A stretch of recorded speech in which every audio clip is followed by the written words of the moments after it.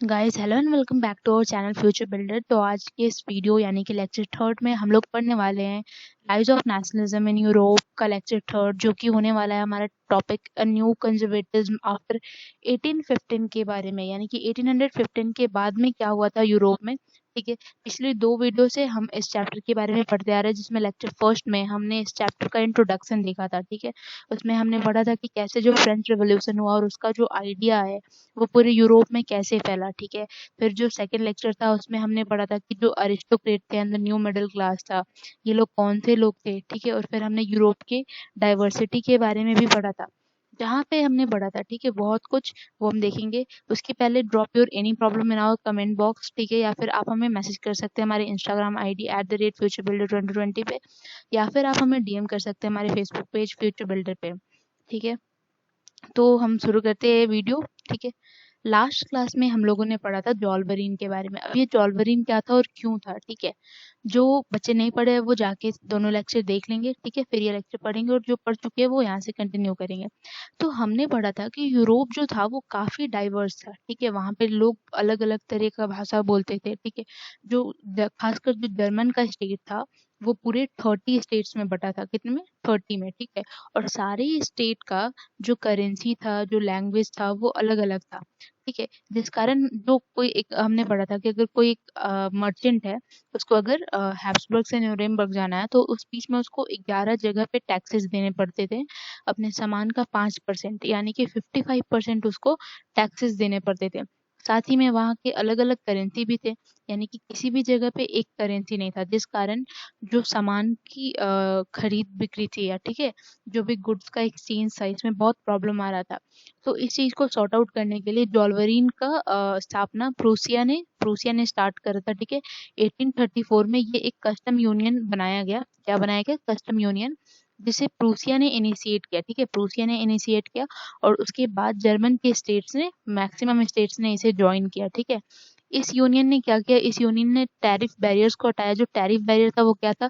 जो सामानों पे लगने वाला टैक्स था उसे हम टैरिफ बैरियर कह रहे थे। ठीक है, और ये जो नंबर ऑफ करेंसी था, जो नंबर ऑफ करेंसी 30 था, ठीक है, यानी कि 30 अलग अलग तरह के करेंसी थे, उसे 30 से 2 कर दिया गया। ठीक है, जैसे पूरे इंडिया में हमारा क्या चलता है करेंसी में? रुपीज।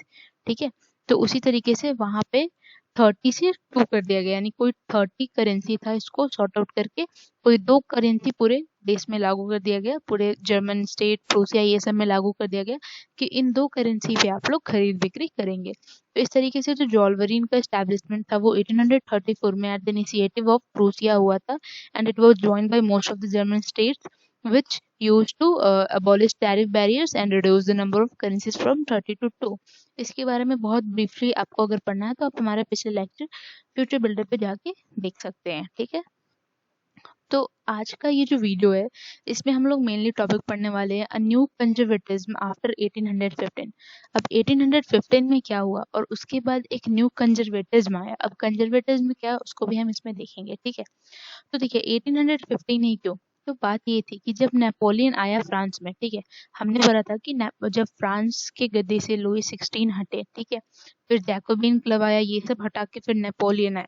नेपोलियन का जो 1804 का सिविल कोड था, जो उन्होंने पूरे फ्रांस में लागू किया था, वो काफी अच्छा था, तो उसे भी हमने पढ़ा। फिर उसका डिसएडवांटेज क्या हुआ नेपोलियन का, फिर उन्होंने क्या क्या चेंज किया वो भी हमने पढ़ा। ठीक है, फिर उसके बाद 1815 में, ठीक है, कुछ देशों ने मिलके नेपोलियन को हरा दिया। ठीक है, कुछ ग्रेट पावर करके देश थे, ठीक है, हम पढ़ेंगे आगे।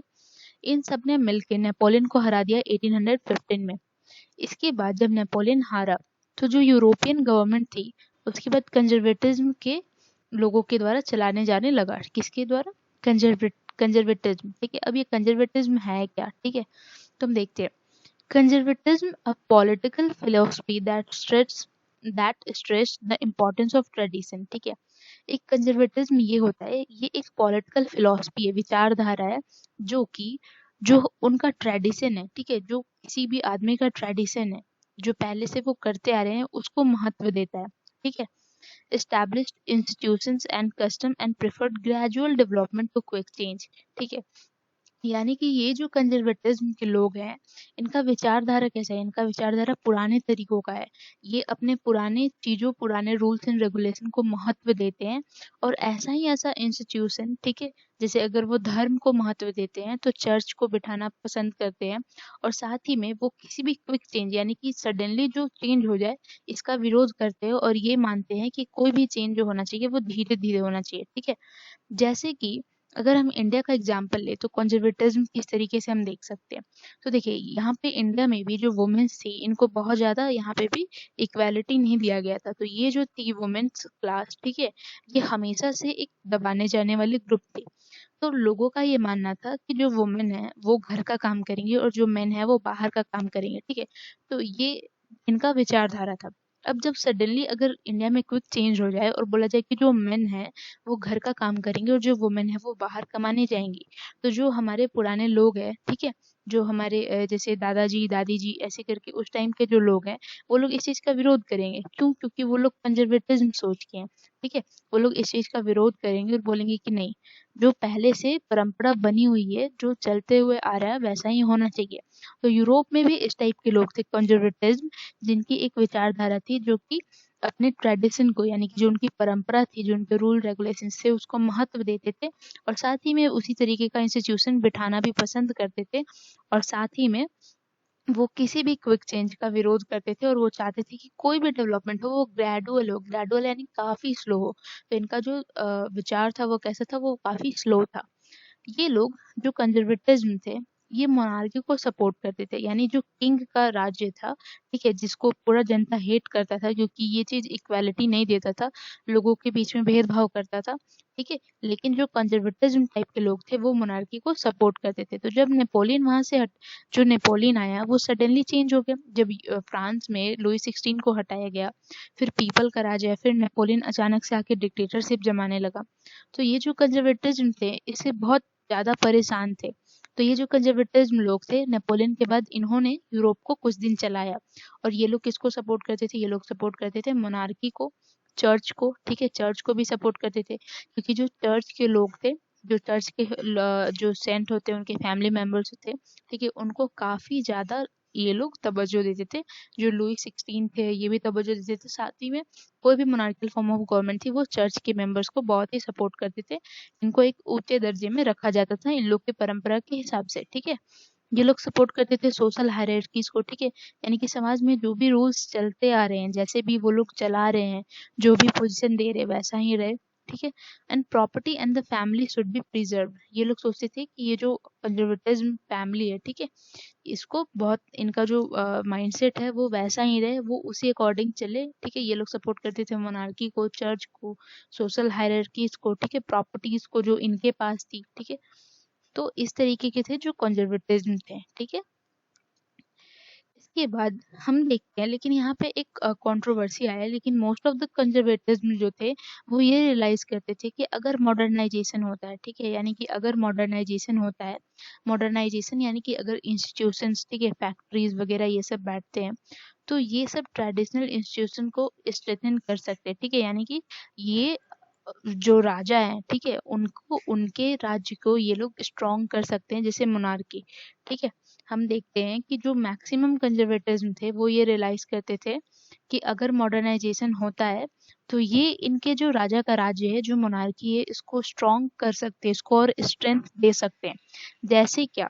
जैसे ये कि अगर एक मॉडर्न आर्मी हो, ठीक है? ये लोग सोचते थे कि सोचो एक अगर मॉडर्न आर्मी हो, जिसके पास खूब सारा टेक्निकल हथियार हो, ठीक है?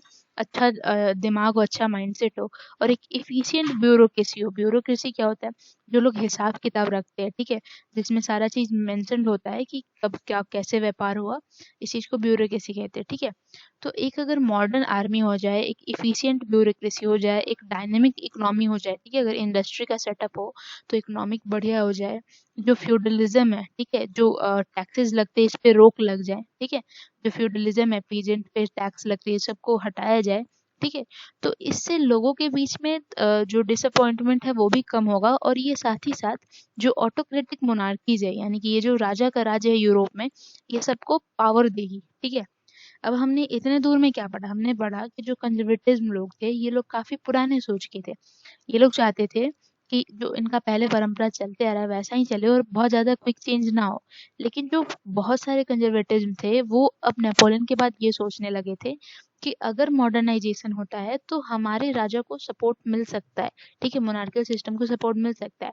जैसे अगर एक मॉडर्न आर्मी हो, एक इफिशिएंट ब्यूरोक्रेसी हो, एक डायनेमिक इकोनॉमी हो, फ्यूडलिज्म और सर्वडम को हम हटा दें तो इस कारण हमारा जो मोनार्की है वो काफ़ी ज़्यादा स्ट्रॉन्ग हो सकता है यूरोप का, ठीक है।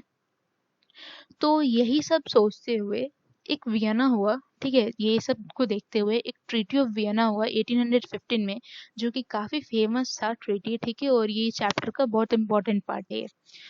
तो हम देखते हैं कि जो यूरोपियन पावर्स, जो हमने बात किया था यूरोपियन पावर्स में, तो यूरोपियन पावर्स में कौन कौन से देश आते हैं? वो देश आते हैं ब्रिटेन, रसिया, ठीक है, प्रूसिया और ऑस्ट्रिया। इन 4 देशों ने मिलके नेपोलियन की फौज को हराया था। किन-किन ने? ब्रिटेन ने, रसिया ने, प्रूसिया ने और ऑस्ट्रिया ने, ठीक है। तो 1815 में हम देखते हैं कि ये जो यूरोपियन पावर आए, ठीक है, इन्हें किस नाम से नाम दिया गया? इन्हें नाम दिया गया यूरोपियन पावर्स, क्योंकि इनकी फौज ने नेपोलियन की फौज को हराया था, ठीक है, who had collectively defeated Napoleon. तो ये लोग आपस में वियना में मिले, ठीक है, वियना एक प्लेस का नाम है यूरोप में, यहाँ पे ये लोग मिले, जिसके कारण इन लोगों ने सोचा कि कुछ यूरोप का जो मैप है उसको कुछ चेंज करे, उसमें कुछ सेटलमेंट करे, ठीक है, जहाँ पे कमी आई थी जिस वजह से फ्रांस पे नेपोलियन हमला कर पाए और वहाँ पे नेपोलियन अपना राज्य जमा पाए। इस चीज़ को ठीक करने के लिए इन्होंने वियना में मीटिंग करी और इन्होंने सोचा कि यूरोप को हम लोग थोड़ा सा अपने हिसाब से यूरोप के मैप को चेंज करने वाले हैं। अब ये जो कांग्रेस था, ये जो सभा थी, ये जो मीटिंग थी, उसे होस्ट कर रहे थे ऑस्ट्रिया के चांसलर, ठीक है, इन चारों देश में से ऑस्ट्रिया भी एक था और इसके चांसलर थे ड्यूक मेटरनिक, जो कि ये हैं। इन्होंने इस मीटिंग को होस्ट करा था, जो कि मीटिंग हुआ वियना में 1815 में, ठीक है। अब इस मीटिंग में कौन कौन सी बातें आई निकल के सामने और कौन कौन से पॉइंट्स आए, ये आपके 5 नंबर का क्वेश्चन बन सकता है, ठीक है। तो हम देखते हैं। सबसे पहले हम देखते हैं जो बॉर्बन डायनेस्टी था, यानी कि हम कहीं ना कहीं फ्रांस का बात कर रहे हैं, which had been dispose during the French revolution. ये जो फ्रेंच रिवॉल्यूशन के टाइम पे ये जो बॉर्बन डायनेस्टी को उखाड़ के फेंका गया था, वॉज रिस्टोर्ड टू पावर, यानी कि इन्हें फिर से गद्दी पे बिठाया गया। जो लुई 16 का फैमिली था, जिन्हें फ्रांस की जनता ने उखाड़ के फेंक दिया था, इन्हें नेपोलियन के हार के बाद फिर से सबसे पहले बॉर्बन डायनेस्टी को लाया गया, ताकि पूरे यूरोप में ये संदेशा दिया जा सके, ये मैसेज दिया जा सके कि जो फिर से मोनार्की का एस्टेब्लिशमेंट हो रहा है पूरे यूरोप में, ठीक है। और जो टेरिटरी जो फ्रांस ने खोया था नेपोलियन के हाथों, ठीक है, तो एक सीरीज ऑफ स्टेट जो है उसको फ्रांस की बाउंड्री पे सेटअप किया गया, ठीक है। फ्रांस की बाउंड्री पे कुछ राज्यों का समूह को सेटअप किया गया ताकि फ्रांस के एक्सपेंशन से फ्यूचर में बचा जा सके, to prevent France expansion in future, ठीक है। देखिए हम क्या पढ़ते हैं यहाँ पे, हम ये पढ़ते हैं कि जो बॉर्बन डायनेस्टी है, जिसे नेपोलियन के टाइम पे उखाड़ के फेंक दिया गया था, इसे फिर से पावर में ले आया गया, ठीक है। और जो फ्रांस ने टेरिटरी खोया था, इसको भी रिस्टोर किया गया, ठीक है। और साथ ही में कुछ सीरीज ऑफ स्टेट से इसको फ्रांस के बाउंड्री पे सेटअप किया गया, ठीक है।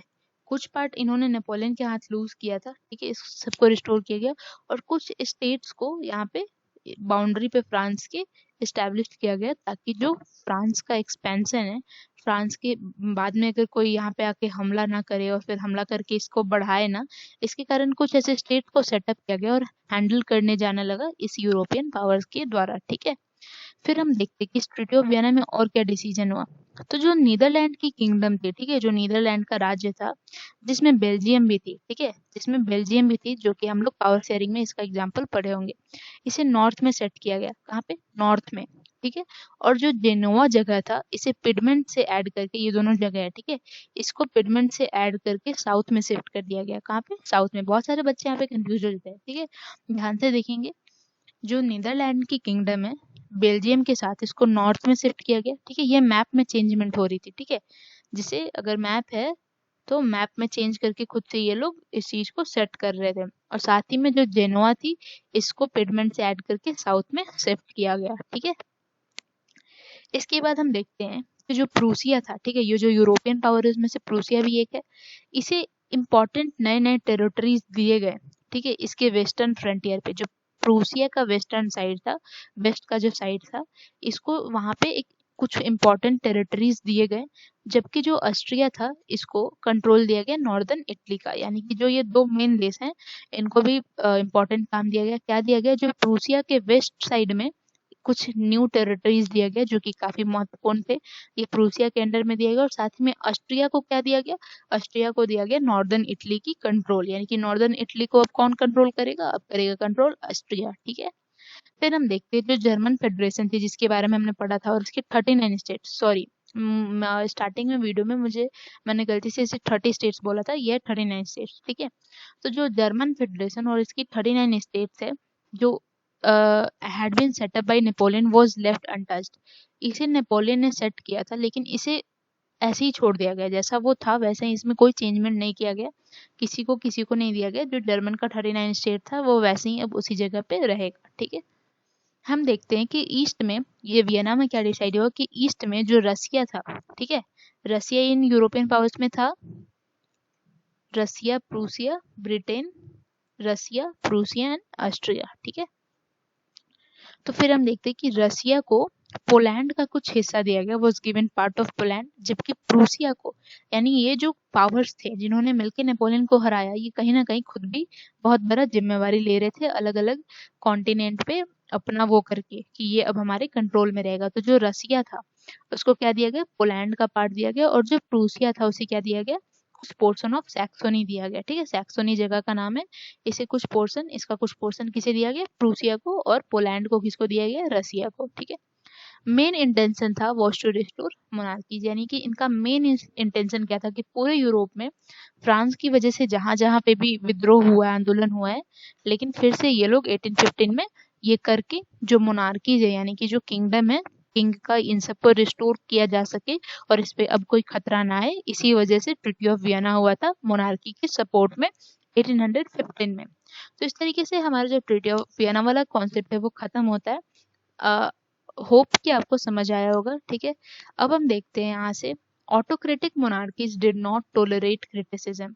अब इस टॉपिक में हम क्या पढ़ने वाले हैं? जो 1815 है उसमें ट्रीटी ऑफ वियना हो गया। ठीक है, ये लोग मोनार्की के सपोर्ट में कर दिए, बट जो मोनार्की के लोग थे ये लोग क्रिटिसिज्म को टोलरेट नहीं कर पाते थे। ठीक है, ये लोग ये नहीं चाहते थे। अब ये क्रिटिसिज्म कैसा? अभी तो हर चीज खत्म हो गया, नेपोलियन चला गया, फिर से हर चीज वापस आ गया, जो मोनार्की है वो वापस आ गया, बट जो मेमोरी था फ्रेंच रिवॉल्यूशन का, ठीक है, जो हर चीज याद था कि हम कैसे कैसे किए थे और किस लिए किए थे, ये कहीं ना कहीं लोगों के मन में से नहीं गया था। ठीक है, the memory of French revolution continued inspiring liberals, यानी एक ग्रुप था लिबरल्स।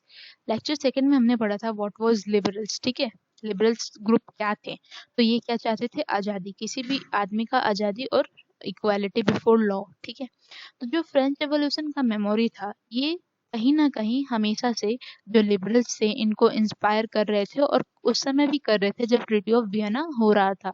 ठीक है, यानी जो लिबरल्स लोग थे जिनका सोच था कि सबको आज़ादी मिलना चाहिए, सबको इक्वालिटी बिफोर लॉ होना चाहिए, और जो लोग मोनार्की से हेट करते थे उन लोग को फ्रेंच रेवोल्यूशन का याद था, और ये लोग हमेशा इससे इंस्पिरेशन लेते रहते थे। इनका सबसे बड़ा जो मुद्दा था, जो प्रॉब्लम कर रहा था इन्हें सबसे बड़ा, वो था फ्रीडम ऑफ प्रेस। इनके पास फ्रीडम ऑफ प्रेस नहीं था, यानी कि देश में कुछ भी हो रहा है वो मीडिया के थ्रू लोगों के पास नहीं जा रहा था, और कहीं का भी न्यूज कहीं पे दब जा रहा था। तो ये लोग सबसे बड़ा क्या चाहते थे? प्रेस की आज़ादी। ठीक है, तो अब हम देखते हैं कि यहाँ पे एक ग्रुप आया, द रिवोल्यूशनरीज। जब 1815 का वियना ट्रीटी हुआ, इसके बाद ग्रुप आया रिवोल्यूशनरीज। अब ये जो रिवोल्यूशनरीज है ये कौन है? तो जब ये सब हो रहा था 1850 में, उस टाइम पे रिवोल्यूशनरीज होना एक बहुत बड़ा कमिटमेंट था टू अपोज मोनार्कियल फॉर्म्स, यानी कि उनमें इतना हिम्मत होना चाहिए कि ये मोनार्की के फॉर्म्स को अपोज कर रहे हैं, जिसे वियना के ट्रीटी में बिठाया गया था, और फिर ये लड़े अपनी आज़ादी और लिबर्टी के लिए। यानी कि जब इतना कुछ हो रहा था, जब नेपोलियन हार गया और इतना कुछ सेटअप हुआ, तो इसके बाद उस टाइम पे कोई अगर रिवोल्यूशनरीज है, इसके खिलाफ आवाज उठा रहा है, तो उसके में इतना हिम्मत है कि हाँ वो मोनार्कियल फॉर्म के अगेंस्ट जा रहा है और वो बोल रहा है, और वो फाइट कर रहा है अपनी आज़ादी के लिए और अपने लिबर्टी के लिए। तो ये इस टाइप के ग्रुप थे रिवोल्यूशनरीज। ठीक है, जिसमें से कि एक रिवोल्यूशनरीज थे हमारे गिसिप मैजिनी। ठीक है, अब हम गिसिप मैजिनी के बारे में पढ़ेंगे कि जो गिसिप मैजिनी थे वो कौन थे। ठीक है, ये भी हमारे स्टोरी के, यूरोपियन स्टोरी के एक बहुत इंटरेस्टिंग कैरेक्टर है। ठीक है, तो जो गिसेप मैजिनी थे वो एक इटालियन के रिवोल्यूशनरी थे, यानी कि ये कहाँ से आते थे इटली से। ये इटालियन के रिवोल्यूशनरी थे जिनका जन्म कहाँ हुआ था, जेनोआ में। कहाँ हुआ था जन्म, इनका जन्म हुआ था जेनोआ में। जेनोआ के बारे में हमने पढ़ा भी कि कैसे सेटलमेंट हुआ था उसका, ट्रीटी ऑफ वियना में, ठीक है। 1807 में इनका जन्म हुआ था जेनोआ में। और ये किसके मेंबर बने, ये मेंबर बने सीक्रेट सोसाइटी के एट कार्बिनरी, यानी कि जेनोआ का जगह है कार्बिनरी, यहाँ पे ये सीक्रेट सोसाइटी के मेंबर बने जहाँ पे इन्होंने रिवोल्यूशनरी आइडियाज लाए, ठीक है। अब हम देखते हैं कि ये जो इटालियन रिवोल्यूशनरीज थे, ठीक है, गिसेप मैजिनी, ये एक यंग मैन थे 24 ईयर के, जब इन्हें एग्जाइल किया गया था। एग्जाइल यानी देश निकाला 1831 में। 1831 में इन्हें देश निकाला दिया गया था। क्यों? क्योंकि ये ट्राई कर रहे थे लिगुरिया की जगह पे रिवॉल्यूशन करने का, ठीक है, लिगुरिया में रिवॉल्यूशन करने का ट्राई कर रहे थे, तो इन्हें देश निकाला दे दिया गया था यूरोपियन गवर्नमेंट के द्वारा 1831 में, जब ये 24 साल के थे, ठीक है। इन्होंने 2 अंडरग्राउंड सोसाइटी बनाया, यंग इटली इन मार्सलीज, ध्यान से याद करेंगे, young Italy in Marseilles and young Europe in burn. कौन कौन सा, young Europe in Italy in Marseilles and young Europe in burn. ये 2 इनकी अंडरग्राउंड सोसाइटी थी, ठीक है, जहाँ पे लोग आते थे, मिलते थे, ठीक है, मीटिंग करते थे, और वहां पे फिर रिवोल्यूशनरी की बात होती थी कि कैसे ये जो मोनार्कियल फॉर्म ऑफ गवर्नमेंट है इसको उखाड़ के फिर से फेंकना है, ठीक है। और इनके जो मेंबर थे ये इन्हीं के जैसा सोच रखते थे, और ये मेंबर्स अलग अलग जगहों से आते थे, जैसे पोलैंड से, फ्रांस से, इटली से और जर्मन स्टेट्स से, ठीक है। अब हम देखते हैं, पहले हम देखते हैं जो गिसेप मैजिनी थे वो कौन थे। ये एक इटालियन रिवोल्यूशनरी थे जिनका जन्म जेनोआ में 1807 में हुआ था, और ये मेंबर ऑफ सीक्रेट सोसाइटी बने थे एट कार्बिनरी पे। 24 की एज में इन्हें एग्जाइल किया गया था, देश निकाला दिया गया था इन 1831, क्योंकि ये लिगुरिया में रिवॉल्यूशन करने का ट्राई कर रहे थे, अटेम्प्ट कर रहे थे।